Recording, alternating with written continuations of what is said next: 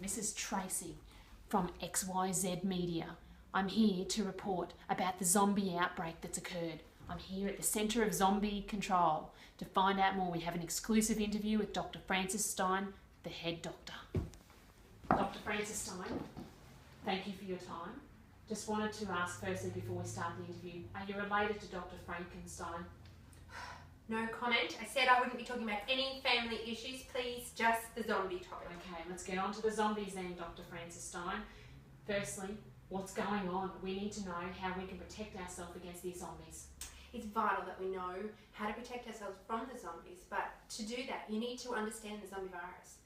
Can I explain about the human brain, though, before I explain the zombie virus and the way that it impacts on our brain? Sure, I've heard many things that's going on with the human brain, including the army and the hippo that are involved with this outbreak, so I'd like to know more. Thanks, Tracy. I'd love to clarify. So if you imagine that your hand here is like the brain, this is our brain stem. It sends messages to run, to walk. Up here is the brain. The front is the pre-frontal cortex, the PFC. Nothing to do with KFC. Okay, because we heard that the zombies were eating KFC. No, thank you for dispelling that myth. They are not eating KFC. They're zombies. They like to eat brains. Right, okay. PFC is what makes us human. It's responsible for our decision making. At the back here is the hippocampus. The hippo, that's where the hippo is. No hippo, just a hippocampus, responsible for memory in the brain. Okay. Under here is the amygdala, the part of the brain. That's the army. We've heard about the army. The amygdala is the army. The army is involved. No, Tracy, the army is not involved. It is amygdala, the part of the brain that is responsible for our stress responses, fight, flight, and freeze.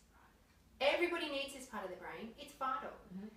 What happens, though, is that when the prefrontal cortex gets impacted and infected by the zombie virus, we have these people running around only using their amygdala. Right, I get it. So when the zombies are eating our PFC, we only then have our amygdala.